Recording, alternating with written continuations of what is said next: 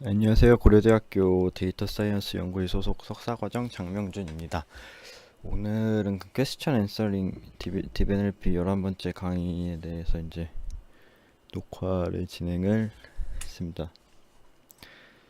순서로는 퀘스천 앤서링의 종류, 여러 가지 종류 중에서 첫 번째 리딩 컴프리헨션, 그리고 앤서 센텍스, 센텐스 셀렉션, 마지막으로 비주얼 QA 세 개에 대해 다뤄볼 예정이고요. 일단 리딩 컴프레hension은 이게 딱 좋은 예시인데요. 예를 들어서 다음과 같은 기사가 그런 코퍼스가 주어지고 이제 해당 코퍼스에 대해서 얼마나 이걸 잘 이해했나 하는 이제 질문을 주면은 그 질문에 대한 답을 해주는 그런 퀘스천 앤서링 기술이고, 논문은 이 논문입니다. 리딩 컴프레hension을 하기 위해서는 이렇게 세 가지 데이터셋이 하나의 튜플로 구성이 되어야 합니다. 일단 첫 번째로 코퍼스가 있어야 되고요. 그 다음에 이제 예를 들어서 다음과 같은 그런 신문 기사 코퍼스가 있을 때 질문이 있겠죠. 쿼리가 있으면은 해당의 이제 이 X 답을에 대한 정답, 이렇게 세 개의 데이터가 이제 튜플로 구성이 되어야 되죠. 근데 이제 실제로 이런 데이터가 뭐 있지도 않을 뿐더러 만들기가 어렵죠. 저희는 굉장히 엄청나게 많은 데이터가 필요하기 때문에 이걸 만들기가 어려운데, 그래서 이 논문에서는 자신들의 컨트리뷰션 중에 하나로 굉장히 그런 쉬운 방법으로 이런 코퍼스와 그 해당되는 코퍼스의 서머리, 그리고 대용어 시스템을 이용해서 굉장히 쉬운 방법으로 필요한 데이터를 만든 것이 우리의 컨트리뷰션 중에 하나다라고 이제 말을 하고 있습니다.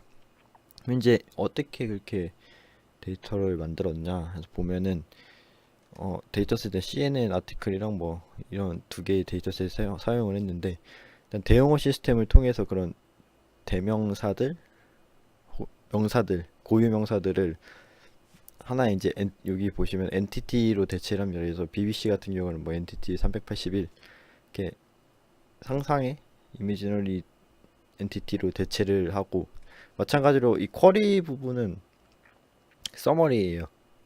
해당 코퍼스의 서머리도 마찬가지로 이제 같은 엔티티로 대체를 하고 빈칸을 뚫는 다음에 그 빈칸에 대한 정답이 이제 앤서가 되겠죠. 네, 그래서 이제 왼쪽이 오리지널 버전이고 오른쪽이 이제 대용어 시스템 이용해서 만든 버전인데, 그러면 왜 이거를 엔티티로 대체를 했냐? 왼쪽이 오리지널 버전처럼 그냥 이렇게 정답을 주면 되지 않나라는 생각을 했었는데, 이 모델의 목적이 얼마나 이 문장을 잘 이해했나를 보는 것이지, 그런 코먼 널리지를 측정하는 게 아니기 때문에 이렇게 엔티티로 대체를 했다고 합니다. 리딩 컴프레hension에 사용된 모델로는 논문 총 세 가지를 소개하고 있는데요. 일단 첫 번째로 딥 LSTM 리더라고, 간단하게 LSTM을 두 층을 쌓아서 이제 정답 클래시피케이션 문제 마지막 G 노드를 통과해서 이제 소프트맥스 레이어를 만들고 그걸 통해서 이제 분류를 하게 되는데, 문제는 컨텍스트가 길어지게 되면은 마지막 단에서 이제 바틀렉이 생기게 되죠. 바틀렉이 생기게 돼서 이제 이렇게 픽스된 차원의 벡터에 너무 많은 정보를 응집시키다 보니까 이제 잘 학습이 안 되는 문제가 있기 때문에 이걸 이제 어텐션을 이용해서 해결하는 두 가지 방법을 소개를 하고 있습니다. 첫 번째가 이제 어텐티브 리더인데요.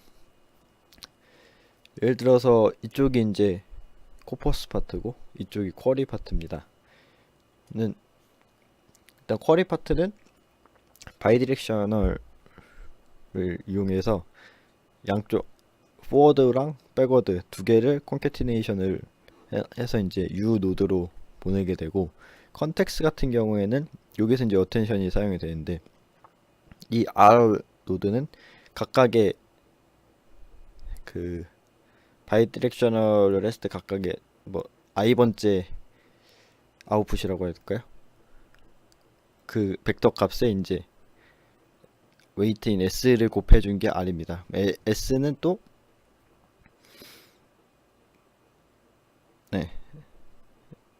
네, S는 이제 MT의 웨이트 그 매트릭스를 곱해준 거에 익스포넨셜 쳐야 되고, 그럼 MT는 이때 각각 YT 다큐멘트 YD가 이제 다큐멘트 이 코퍼스 부분인데, T번째 그 바이디렉셔널이 콘캐티네이트 된 벡터와 이 U 노드와의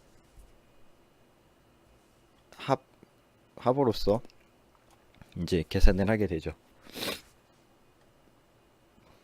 그래서 이 S의 역할은 해당 바이디렉셔널 콘캐티네이트 된 바이디렉셔널 스테이트의 중요도를 계산을 의미를 하고 하겠죠. 네.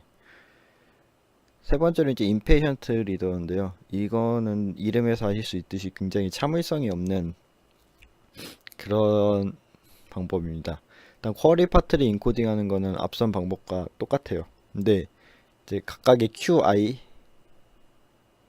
이제 YQ가 이제 쿼리의 Y인데, 각각 QI를 i번째 그 단어 순서 i번째 순서에 concatenated 된 bidirectional state를 계산을 하고, 앞선 방법에서는 이걸 한꺼번에 다 계산하는데 썼죠. 그러니까 모든 질문을 다 보고 그때 이제 벡터를 어텐션을 계산하는데 썼는데, 여기서 이제 쿼리 파트의 단어를 하나하나 볼 때마다 이제 앞선 방법을 진행을 합니다. 그림 보시면 이해가 빠르실 텐데요. 예를 들어서 이제 첫 번째 R 노드를 계산할 때는 각각의 앞에서랑 똑같이 이 부분이랑 똑같이 각각의 T번째 이제 스테이트를 T번째 모든 스테이트를 다 계산하는데, 거기에 더해서 첫 번째 쿼리의 첫 번째 토큰에 대한 스테이트 값으로 초기 R을 계산을 합니다. 네, 이 부분이고요. 그 다음에 이제 두 번째 R을 계산할 때는 역시 코퍼스 파트의 모든 스테이트와 두 번째 토큰을 읽었죠. 두 번째 토큰에 대한 스테이트를 그리고 기존의 R 스테이트를 통해서 계산을 하게 됩니다. 세 번째 쭉쭉쭉 같은 방향에 나가고요. 네, 수식이 조금 복잡하긴 한데, 네, 보시면은 그렇게 어렵진 않으실 겁니다. 보시면 네, 다시 한번 봐보면은 R을 계산할 때는 직전에 R 스테이트 계산한 그리고 이제 YD T 이 부분이죠. 이 부분 전체 다큐멘트의 벡터들이 전부 다 사용이 되는데, 그러면은 아까 말했던 토큰은 어디에 사용되냐? 그럼 이 어텐션 스코어를 계산할 때 사용이 됩니다. 어텐션 스코어를 계산할 때 역시 YDT 이 전체죠. 전체랑 그 다음에 직전에 R 스테이트 그리고 i번째 쿼리의 스테이트를 통해서 어텐션을 계산을 하고, 그걸 통해서 R을 업데이트를 하게 되겠죠. 결과를 보시면은 이제 아래 두 개가 어텐션을 사용한 모델인데, 두 개의 데이터에 대해서 모두 데이터셋에 대해서 모두 성능이 다른 베이스라인들에 비해서 좋은 것을 확인을 할 수 있고요. 그다음에 이제 이 부분 이제 어텐션이 높은 부분을 표시를 해 놓은 건데, 실제 정답인 부분의 어텐션 스코어가 높았더라 봤더니, 그래서 이제 어텐션이 리딩 컴프리hension에서 상당히 중요한 역할을 수행할 것이라는 자신들의 가정이 맞아떨어졌다라고 논문에서 말을 하고 있습니다. 두 번째가 이제 Answer Syntax Collection인데요. 논문은 이 논문이고, 앞서 살펴봤던 리딩 컴프리hension과 굉장히 비슷합니다. 근데 차이점은 리딩 컴프리hension은 그 쿼리에 대한 명확한 정답을 주는 거고요. Answer Syntax Collection은 이렇게 이제 정답을 포함하고 있는 문장을 뱉어줍니다. 그러니까 그 명시적인 정답은 아니지만 그 뱉어준 문장을 보면은 이제 저희가 정답을 유출을 할 수 있는 거죠. 역시 데이터는 이렇게 세 개의 데이터가 하나의 튜플로 구성이 되어야 되는데, 그 소스 코퍼스가 있어야 되고, 쿼리가 있고, 그거에 대한 이제 정답인 이 센텐스를 주어지게 됩니다. 모델이 이제 어떻게 구성이 되냐면은 질문 셋 Q가 있다고 하고 각 QI는 이제 i번째 질문이라고 했을 때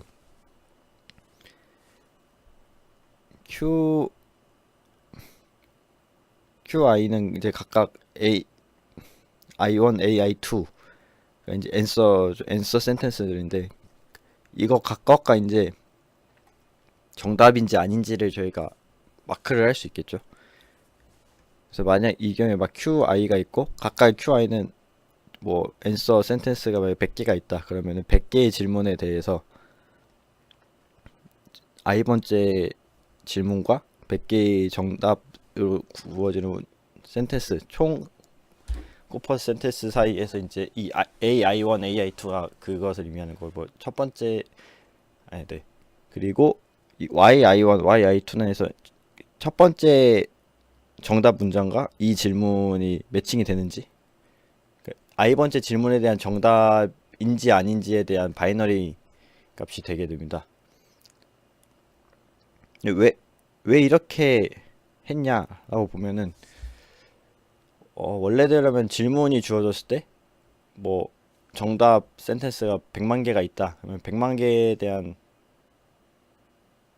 클래시피케이션 문제가 돼야 되고 또 정답이 하나가 아니라 여러 개가 있을 수 있으니까 멀티 클래시피케이션 문제가 돼야 되는데 그게 너무 어렵기 때문에 다음과 같이 투표를 구사하면 어떤 질문 QI가 있고 뭐 A, I, J, Y, I, J 이렇게 쓰면은 만약에 이때 값이 1이다 그러면은 I번째 질문에 대한 정답 I번째 질문이 있고 J번째 앤서들이 있을 때 이 두 개가 정답인지 아닌지 1, 0에 대한 바이너리 문제로 바뀌게 되죠. 그래서 이제 훨씬 더 문제를 쉽게 가져가는 방법으로서 이렇게 데이터를 하나의 트리플로 구성을 했다고 합니다. 이제 데이터셋 사용한 데이터셋이고요. 키 아이디어는 이제 질문들끼리 굉장히 이렇게 매칭이 되는 유사도가 높은 질문이 되게 매칭을 해주는 거죠. 질문이 있고 이쪽에 앤서가 있으면은 질문과 앤서, 퀘스천과 앤서를 각각 이제 컨볼루션 넷을 사용해서 인코딩을 하게 되고 그 인코딩 된 값을 이제 매칭을 하게 됩니다. 오른쪽을 보시면은 이제 Q가 이제 이 인코딩된 퀘스천의 벡터고 A가 인코딩된 A의 벡터고 M은 두 개의 이제 트랜스포메이션 매트릭스입니다. 두 개 해서 이 값에 대한 시그모이드 값을 QA와 질문과 정답이 매칭이 될 확률. 그러니까 다시 말하면은 어떤 질문이 주어졌고 해당 정답이 주어졌을 때 두 개가 다 정답일 확률이죠. 아까 어떤 YIJ가 1일 확률로 이제 시그모이드를 계산을 하게 되고 목적은 이 확률을 맥시마이즈 하는 거죠. 그래서 마이너스 로그 라이클리후드를 미니마이즈 하는 것을 로스 펑션으로 삼습니다. 모델 자체는 굉장히 어렵지 않고요. 그래서 이제 성능을 보시면 뭐 우리 게 더 높았다, 베이스라인에 비해서 높았다라고 하고 있고 요새 이제 유니그램이랑 바이그램이 나오는데 논문에서는 바이그램에 대한 설명을 나와 있습니다. 컨볼루션 그러니까 아까 인코딩 부분에서 컨볼루션을 사용했기 때문에 뭐 바이그램이라면 스트라이드를 2로 준 경우가 됐고 유니그램은 딱히 설명은 없는데 뭐 스트라이드가 1인 경우이고요. 카운트라고 되어 있는 게 그 TF IDF 스코어나 IDF 스코어인지 모르겠지만 그 해당 TF IDF 스코어를 웨이트로 정보에 추가를 해주었을 때입니다. 네, 보시면은 추가를 해줬을 때 단지 그 TF-IDF 스코어만 추가를 했을 뿐인데 성능이 굉장히 좋아지는 경향을 보이고 있고 그래서 이 유니그램 바이그램 모델이 좀 의미가 있나 하는 의구심은 들긴 하는데 네 그냥 그렇다고요. 네. 마지막이 이제 비주얼 퀘스천 앤서링. VQA는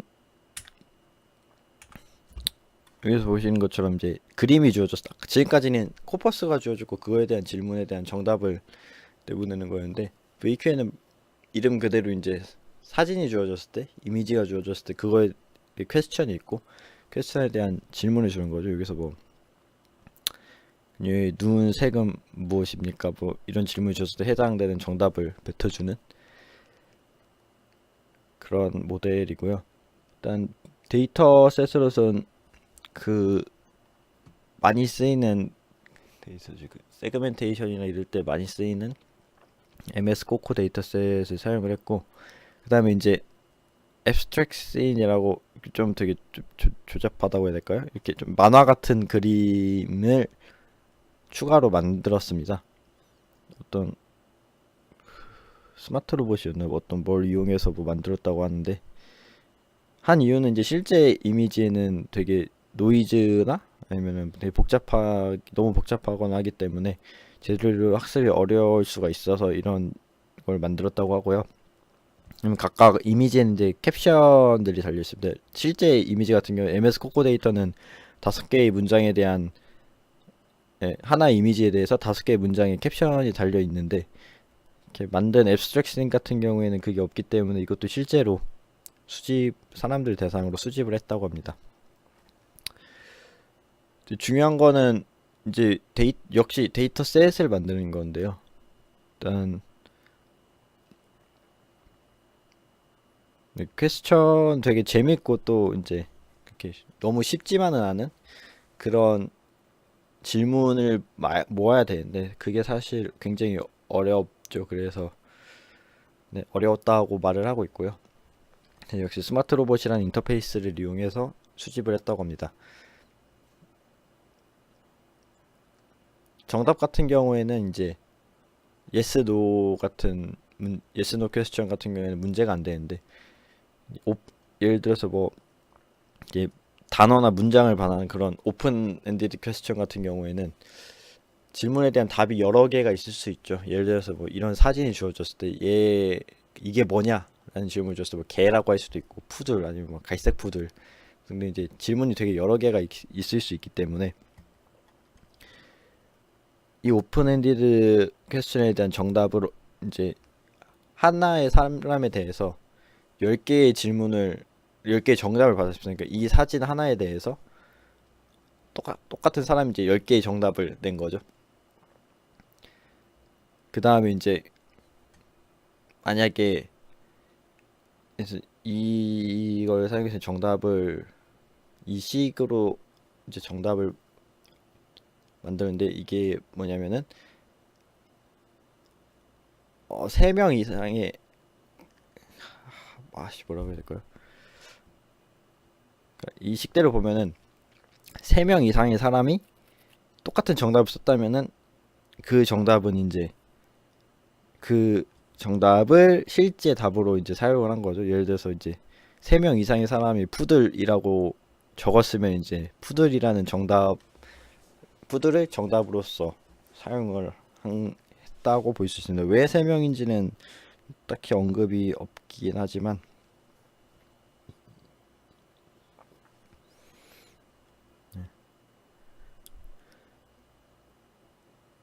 그리고 질문의 타입에 대해서 이제 분석을 하는데, 앞에 가장 많이 사용된 네 단어인데 뭐 what color is the 쭉쭉해서 이렇게 없는 부분은 비중이 적은 부분은 제외했다고 하고 있고요. 리얼 이미지와 앱스트랙션에 대해서 이렇게 시각화를 했는데, 한번 보시면 시각화를 굉장히 진짜 많이 해놨습니다. 되게 알록달록 이쁘게 많이 해놨는데, 이제 이거는 퀘스천의 질문에 대한 길이의 분포고요. 정답도 역시 마찬가지로 이렇게 해놨는데, 뭐 앞서 봤던 이 질문 단어들 리스트 앞에 뭐 질문이 있을 때 해당 질문에 대한 정답의 분포고요. 정답의 길이가 뭐 리얼 이미지 같은 경우나 앱스트랙 이미지 같은 경우에 단어가 3개 이상으로 구성되는 정답이 없었고, 뭐 대부분이 단어 하나였다고 합니다. 퍼센테이지로 봤을 때.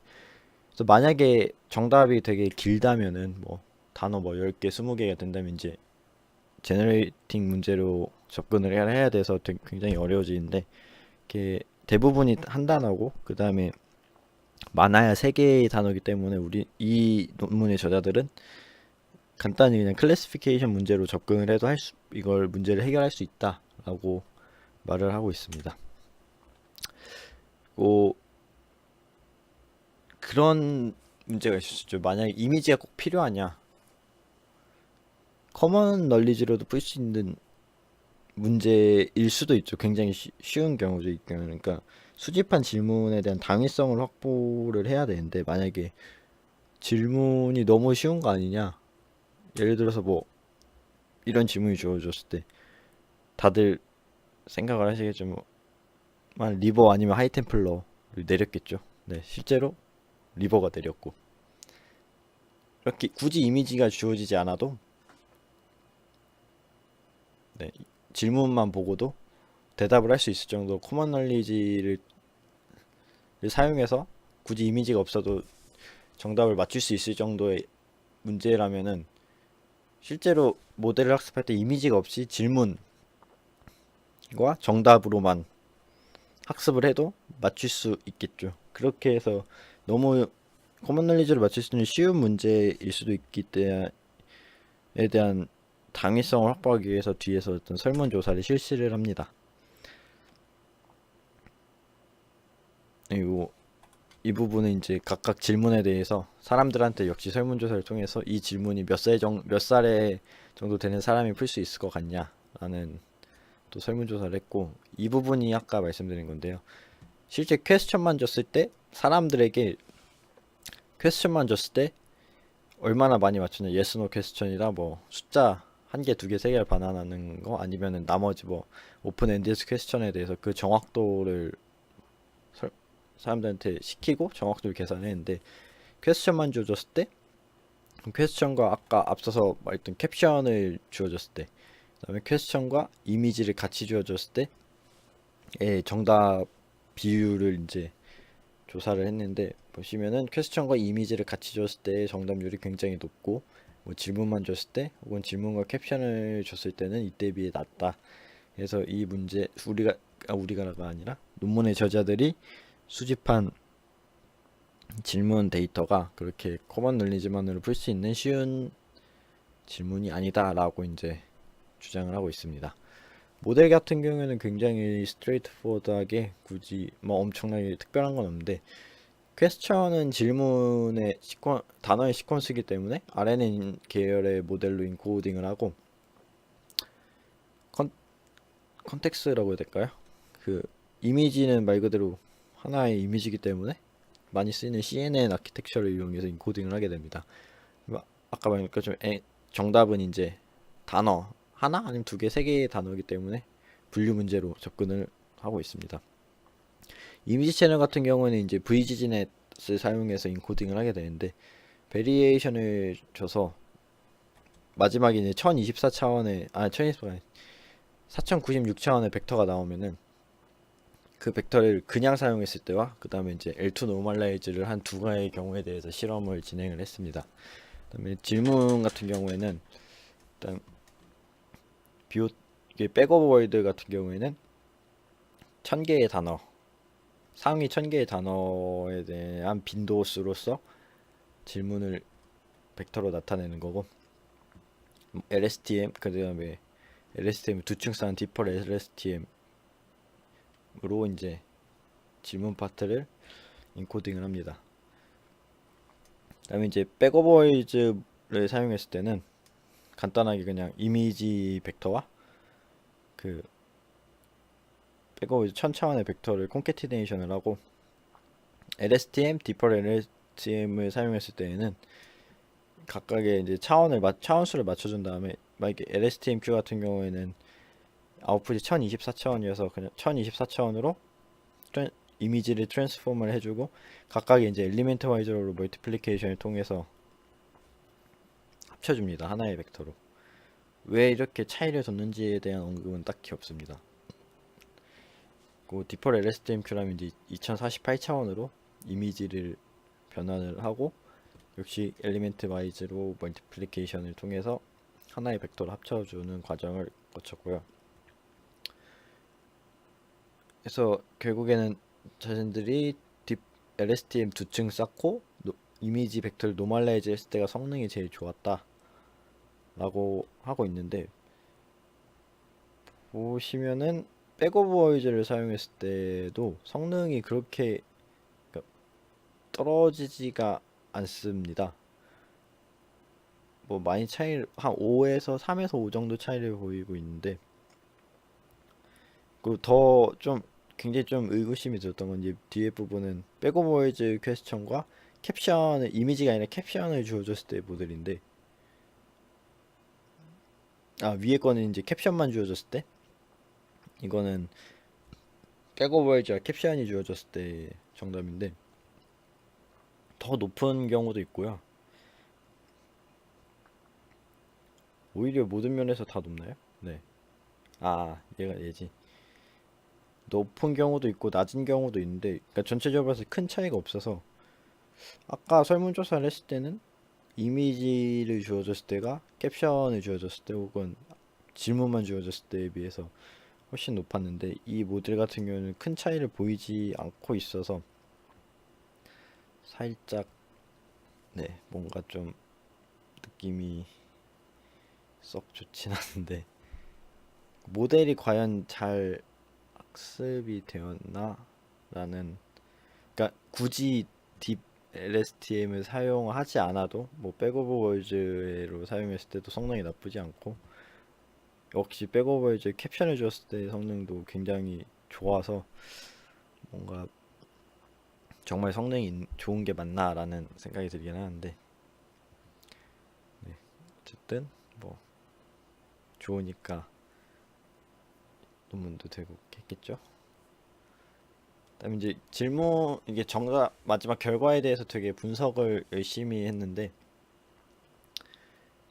질문 타입들에 대해서 이렇게 질문만 줬을 때 퀘스천과 이미지, 퀘스천과 캡션을 줬을 때 이제 정답률이죠. 질문의 유형에 대한 정답률을 계산해 놨는데, 정말 뭐 What sport about animal처럼 되게 그런 시각적인 정보를 많이 필요로 하는 모델 같은 경우에는 확실히 질문만 주어졌을 때보다 질문과 이미지가 주어졌을 때 정확도가 훨씬 높습니다.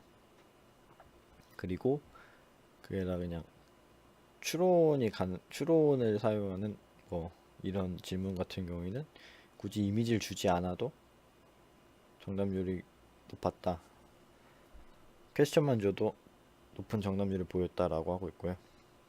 근데 여기도 웃긴 게 캡션을 줬을 때가 굉장히 더 좋죠. 이미지를 줬을 때가 아니라. 그리고 이제 결과적으로는 사람의 성능보다는 뭐 사람의 성능은 이기지 못했다 라고 하고 있고, 이 부분은 다 50개 이제 가장 많이 나온 그런 정답에 대해서 해당 정답의 정확도를 계산한 건데, 뭐 베이스볼, 스타 베스룸, 테니스처럼 그런 비주얼 오브젝트 같은 경우에는 정확도가 굉장히 높았던 반면에 숫자에 대한 뭐 한 개, 두 개, 세 개에 대한 그런 정답에 대한 정확도는 굉장히 낮았다고 하고 있습니다. 이 부분은 아까 조사를 했던 그 연령대별 연령대별이라기보다는 난이도죠.